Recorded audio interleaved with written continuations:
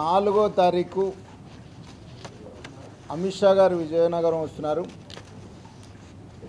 10వ తారీఖు ప్రధానమంత్రి గారు గుంటూరు వస్తున్నారు. మళ్ళీ ప్రధానమంత్రి గారు 16వ తారీఖు విశాఖపట్నం వస్తున్నారు. మళ్ళీ 21వ తారీఖు అమిత్ షా గారు రాజమండ్రి క్లస్టర్ మీటింగ్కి వస్తూ ఉన్నారు. మళ్ళీ 26వ తారీఖు ఒకసారి వస్తున్నారు అమిత్ షా గారు. ఫిబ్రవరి నెలలో 26 ఒంగోలులో మీటింగ్. ఫిబ్రవరి మాసంలో 3 సార్లు అమిత్ షా గారు వస్తున్నారు, 2 సార్లు నరేంద్ర మోడీ గారు వస్తున్నారు. నరేంద్ర మోడీ గారి ప్రోగ్రాం 10వ తారీఖు గుంటూరులో ఉంటుంది, 16వ తారీఖు విశాఖపట్నంలో ఉంటుంది. అమిత్ షా గారి ప్రోగ్రాం 4వ తారీఖు విజయనగరంలో ఉంటుంది, 21వ తారీఖు రాజమండ్రి, 26వ తారీఖు ఒంగోలులో ఉన్నటువంటి పరిస్థితి. అమిత్ షా గారు రాష్ట్రంలో ఉన్నటువంటి 25 పార్లమెంటు నియోజకవర్గాల యొక్క శక్తి కేంద్రాలని తోటి ఆయన డైరెక్ట్గా ఇంటరాక్ట్ అవ్వాలి ఆంధ్రప్రదేశ్కి సంబంధించినంత వరకు అని 18వ తారీఖు ప్రోగ్రాం ఇస్తే 18వ తారీఖు ఆయనకు ఆరోగ్యం బాగలేక ఆయన బదులు రాజ్నాథ్ సింగ్ గారు రావడం, కడపలో ఆ రాయలసీమకు సంబంధించినంత వరకు పార్లమెంటు నియోజకవర్గాల శక్తి కేంద్ర ప్రముఖులతో ఆ రోజు ఆయన రాజ్నాథ్ సింగ్ గారు మాట్లాడినారు. తత్తిమ పార్లమెంటు నియోజకవర్గాలన్నీ కూడా అమిత్ షా గారు 3 విడతలుగా తీసుకుంటారు. ఇకపోతే మీరు చూసే ఉంటారు ఈ కియా మోటార్స్కి సంబంధించినంత వరకు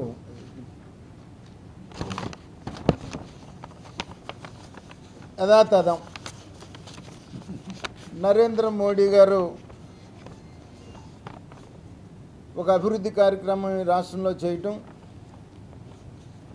దానికి పడి ఆయన చంద్రబాబు నాయుడు నేనే చేశానని చూపించుకునేటువంటి ప్రయత్నం. దాంట్లో భాగంగా మనం పోలవరం నిర్మాణం చూస్తున్నాం.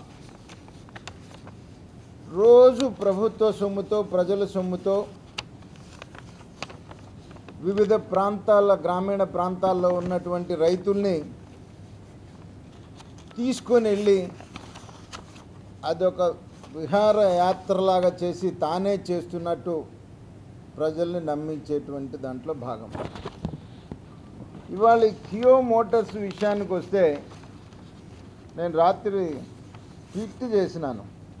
కియా పేరుతో కేంద్రం కృషిని హైజాక్ కియా, కియా పేరుతో అవినీతి కియా, కియా పేరుతో పబ్లిసిటీ కియా, కియా పేరుతో భూ మాఫియాకు సపోర్ట్ కియా.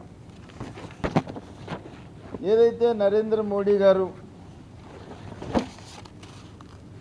తను కియా మోటార్స్కి సంబంధించినంత వరకు కొరియా ట్రిప్కు వెళ్ళినప్పుడు మేక్ ఇన్ ఇండియాలో భాగంగా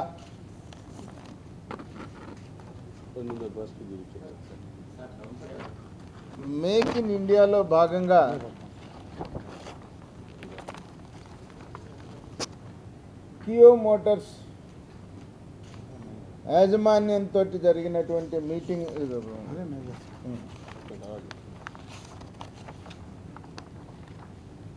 మీటింగ్ ఫోటోలు మేక్ ఇన్ ఇండియాలో భాగంగా ఆయన కియా మోటార్స్ని ఇండియాకి రావాలని చెప్పేసి రిక్వెస్ట్ చేయటం, దాంట్లో భాగంగానే దీంట్లో చాలా క్లియర్గా ఉంది. అప్పుడే వాళ్ళు అనంతపూర్ జిల్లా ఇండియాకి రావాలని, ఇండియాలో ఆంధ్రప్రదేశ్లో పెట్టాలని, ఎందుకంటే ఎన్డీఏలో పార్ట్నర్ కాబట్టి పెట్టాలని, దాంట్లో అనంతపూర్ వెనుకబడినటువంటి ప్రాంతంలో పెట్టాలనేటువంటి మాట మీరు కావాలనుకుంటే ఆ రోజున ఉన్నటువంటి డిస్కషన్స్లోనే జరిగినటువంటి. ఇక్కడ పెట్టాలని చెప్పేసి వాళ్ళ అధికారులు వేసి చెప్పిన తర్వాత ముఖ్యమంత్రి హడావుడిగా కొరియా పర్యటన పెట్టుకొని వాళ్ళకి సర్దుకున్నటువంటి పరిస్థితి. లేకపోతే ముఖ్యమంత్రి గారు మళ్ళీ రెండో విడత కనుక ఇంటర్ఫియర్ కాకపోతే వీళ్ళ దెబ్బకి భయపడి, వీళ్ళ అవినీతి దెబ్బకి భయపడి పారిపోవాల్సినటువంటి పరిస్థితి కూడా కియా మోటార్స్ విషయంలోకి వచ్చేటప్పటికి జరిగేది. మీరు ఒకసారి చూస్తే ఆయన లోకేష్ ముఖ్యమంత్రి కుమారుడు మాట్లాడుతూ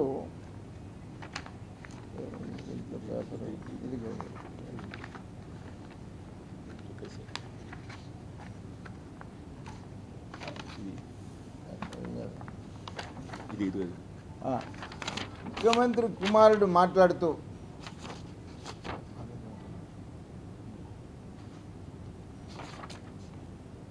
హోదా కోసం అసెంబ్లీని ముట్టడిస్తే ఎలా, ఢిల్లీకి వెళ్ళాలి, హోదా కాదంటేనే ప్రత్యేక ప్యాకేజీకి ఒప్పుకున్నాం, ప్యాకేజీ ఒప్పుకోకుంటే అనంతపురానికి కియో ఎలా వచ్చేది, ఉపాధి హామీ పనుల కింద 16,000 కోట్ల నిధులు ఎలా వస్తాయి, హోదా ప్యాకేజీకి తేడా తెలియని వాళ్ళు కూడా మాట్లాడుతున్నారు అని చెప్పేసి ఆయన లోకేష్ ఇచ్చినటువంటి స్టేట్మెంట్. ఇది చాలా అగ్రెసివ్గా ఆ రోజున ఇచ్చినటువంటి స్టేట్మెంట్.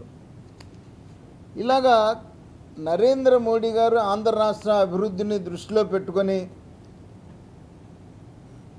కొన్ని లక్షల కోట్ల రూపాయలు ఈ రాష్ట్రానికి పంపుతూ ఉంటే, ఈ మధ్య గడ్కరీ గారు విజయవాడ వచ్చినప్పుడు మీరందరూ కూడా చూశారు, విన్నారు కూడా. ఈ రాష్ట్రానికి వివిధ డిపార్ట్మెంట్ల ద్వారా 10 లక్షల కోట్ల రూపాయలు ప్రాజెక్ట్స్ ఇచ్చాం. నా ఒక్క డిపార్ట్మెంట్లోనే 3 లక్షల కోట్ల రూపాయల డిపాజిట్స్ ఇవ్వటం జరిగింది, పనులు ఇవ్వటం జరిగింది. ఎవరికైనా అనుమానం ఉంటే చర్చకు సిద్ధం, లేకపోతే థర్డ్ పార్టీ ఆడిట్కి కూడా సిద్ధం అని చెప్పేసి ఆ రోజున ఆయన ఓపెన్గా చెప్పినటువంటి మాట, ఓపెన్ ఛాలెంజ్ చేసినట్టు చెప్పినాడు ఆ రోజున. దానికి సమాధానం చెప్పరు. ఏమీ ఇవ్వలేదు, కేంద్రం అన్యాయం చేసింది, తెల్లవారు లెగిస్తే ఇదే పరిస్థితి వాళ్ళే చెప్తారు. ఒక పక్క వాళ్ళే కేంద్రం 1 రూపాయి ఇవ్వట్లేదు అనేటువంటి దాని మీద ప్రచారం చేస్తూ ఉంటారు. వీళ్ళ అవినీతికి తట్టుకోలేక పారిపోవాల్సినటువంటి కియా మోటార్స్ యాజమాన్యాన్ని ప్రధానమంత్రి గారు ఇంటర్ఫియర్ కాకపోతే ఆంధ్ర రాష్ట్రంలో ఉన్నటువంటి నిరుద్యోగ యువత వెనకబడిన ప్రాంతాలైనటువంటి రాయలసీమలో మళ్ళీ ఇటువంటి ప్రాజెక్టులు కూడా వచ్చేటువంటి పరిస్థితి లేకుండా ఉండేటువంటి పరిస్థితి ఉండేట్టుగా ఈ రకంగా అబద్ధాలతో, అబద్ధపు ప్రచారాలతో నరేంద్ర మోడీ గారిని ఒక దోషిలాగా చూపించడానికి నిరంతరం ప్రయత్నం. చంద్రబాబు నాయుడికి దమ్ము ధైర్యం ఉంటే, నీకేదో అనుభవం ఉందని చెప్పేసి, అనుభవం కలిగినటువంటి నాయకుడు అని చెప్పేసి నీకు 2014లో అవకాశం ఇస్తే,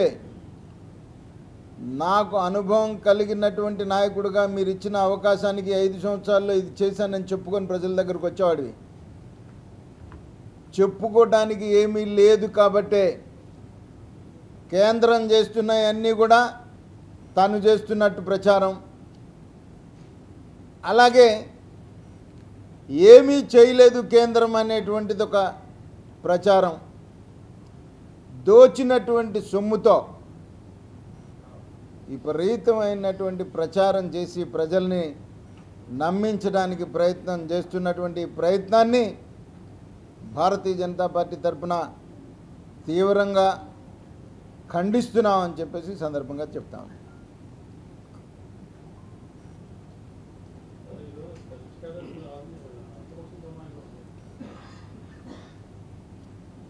దేనికి అఖిలపక్ష సమావేశం అండి?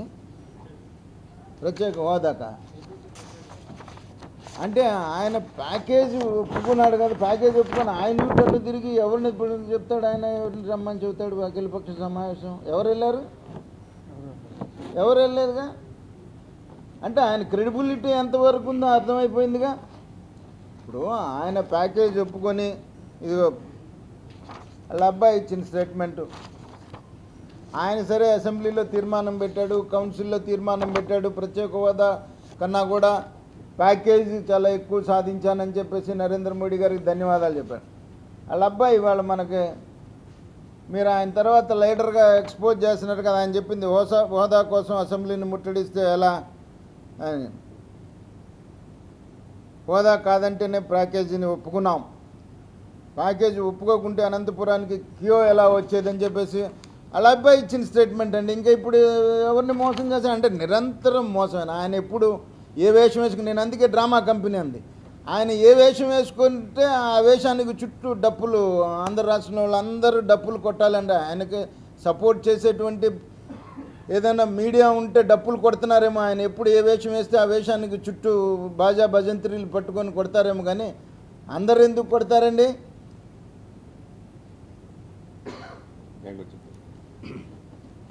సహకారంతో కేంద్ర ప్రభుత్వ ప్రమేయంతో చొరవతో చేసినటువంటి పనులన్నింటినీ కూడా తన ఖాతాలో వేసుకునేటువంటి, తనకు సంబంధం లేని విషయాలకు కూడా తండ్రి కొడుకులు, ప్రభుత్వంలో ఉన్న ఇతర మంత్రులు అందరూ కూడా తమ వంతుగా చెప్పుకునే పరిస్థితి రాష్ట్రంలో చూస్తున్నాము.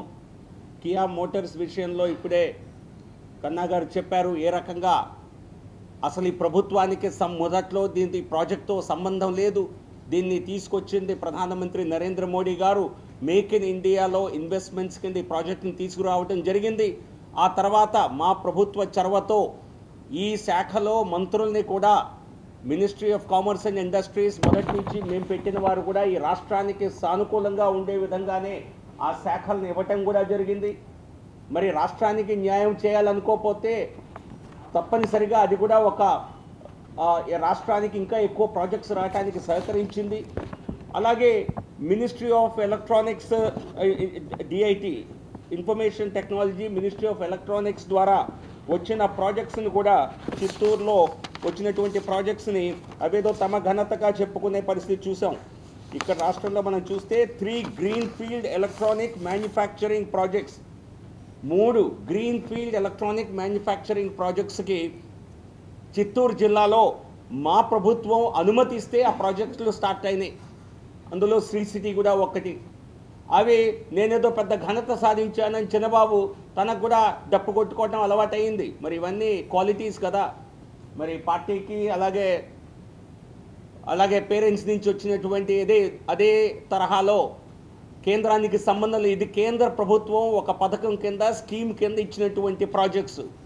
సో కాబట్టి ప్రతి దానికి తమ సొంత స్టాంప్ వేసుకునే అలవాటు ఉన్నటువంటి ప్రభుత్వం. అలాగే అనేక పథకాల్లో చూసాం, పిఎంఏవై లక్షల ఇళ్లని కేంద్ర ప్రభుత్వ పథకం కింద నిర్మిస్తుంటే దానికి మేమేమి నరేంద్ర మోడీ గారి ఇళ్ల పథకం అని పేరు పెట్టుకోవాలా, దానికి కేవలం ప్రధానమంత్రి ఆవాస్ యోజన అని మాత్రం పెట్టడం జరిగింది. కానీ వీరు ఏమాత్రం సిగ్గు లేకుండా అన్ని పథకాలకి తమ ఏదో హెరిటేజ్ డబ్బుల్లోంచి తీసిచ్చినట్టుగా, ఏదో వారి వంశపారంపర్య నుంచి నిధులు ఇచ్చినట్టుగా ఆయన పేరు పెట్టుకొని రాజుల కాలంలో వినేవాళ్ళం. ఇప్పుడు ప్రతి దానికి ఆయన పేరు ఒకటి తగిలించుకోవటం ఇది చాలా అసహ్యకరంగా ఉంది. ప్రజల్లో ఈ పార్టీ పట్ల తీవ్ర వ్యతిరేకత ఉన్నది. ఈ రోజున కొత్తగా తెరదీసిన అఖిలపక్ష డ్రామా కూడా దానిలో పూర్తిగా ఏకాకిగా మిగిలిపోయింది తెలుగుదేశం పార్టీ ఈ రోజున. సో ఆ పార్టీతో అంటకాగటానికి ఎవరూ సిద్ధంగా లేరు. సో మరి వీరు ఢిల్లీ వెళ్ళి ఏదో పెద్ద సాధిస్తారట. నీ రాష్ట్రంలోనే 2 పార్టీలని మీతో తీసుకెళ్లే స్తోమత లేదు. ఈరోజు మిమ్మల్ని అందరూ అవినీతిలో తేలిపోయినటువంటి ప్రభుత్వంగా ఎవరూ మిమ్మల్ని ముట్టుకోవటానికి ఇష్టపడటం లేదు. మీరు అటువంటి పార్టీ ఆయన దేశ స్థాయిలో వెళ్ళి ఏదో పెద్ద సాధిస్తారట. సాధించేదల్లా ప్రజాధనాన్ని దుర్వినియోగం చేయటం, మరలా స్పెషల్ ఫ్లైట్లు, 5 స్టార్ హోటల్సు, మళ్ళీ కొత్త గిఫ్ట్లు అందరికి ఇవ్వటం తప్పితే రాష్ట్ర ప్రజల సొమ్ముని మీకు మీరు ఒక శోభన్ బాబులాగా ఎంజాయ్ చేసుకుందామని మీరు అనుకుంటున్నారు. మీరు సోకులకి ఎంజాయ్ చేద్దాం అనుకుంటున్నారు. కానీ ఇది రాష్ట్ర ప్రభుత్వ ప్రజల సొమ్ము, మీ సోకుల సొమ్ము కాదు.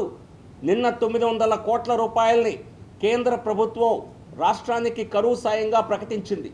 కరువు జిల్లాల్లో అనేక జిల్లాల్లో డ్రౌట్ సంభవించినప్పుడు కరువు పైన చర్చించడానికి నాకు గుర్తు మా నాయకులు వెళ్ళారు రాయలసీమ ప్రాంతానికి, కన్నా గారు కూడా పర్యటనకు వెళ్ళారు.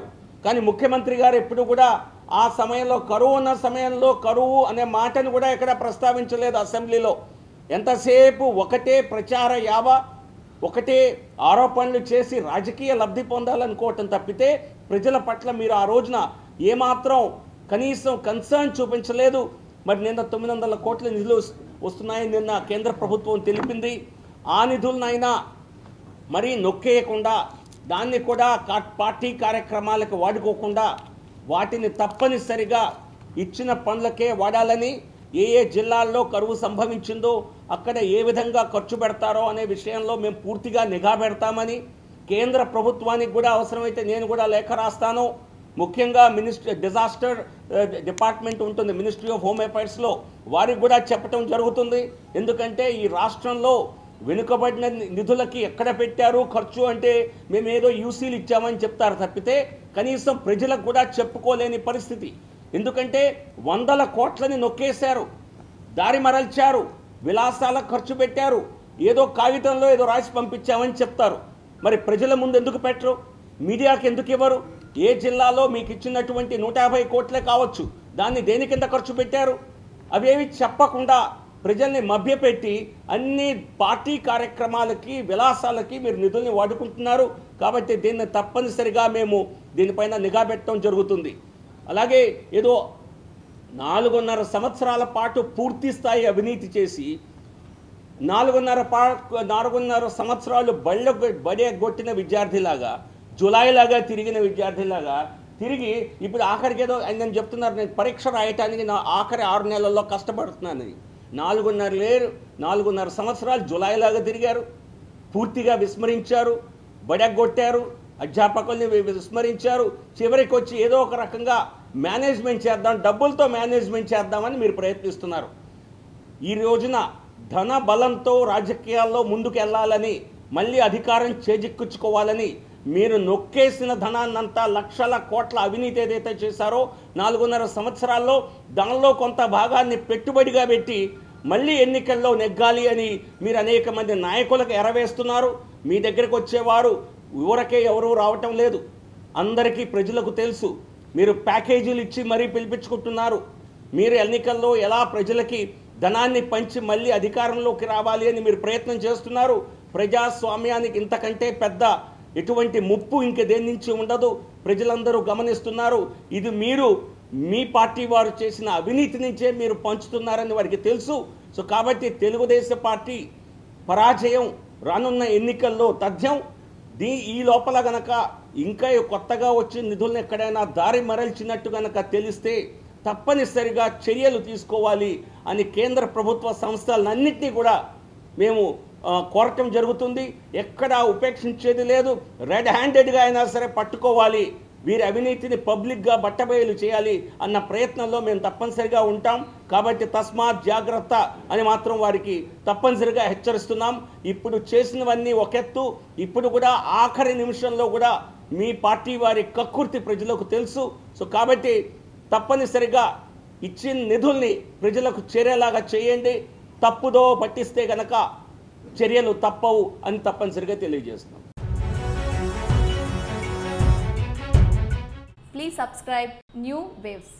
ఇలాంటి మరిన్ని మంచి వీడియోలు కావాలని కోరుకుంటున్నారా? అయితే పక్కనే ఉన్న గంట సింబల్ను క్లిక్ చేయండి. అలాగే సబ్స్క్రైబ్ చేయండి.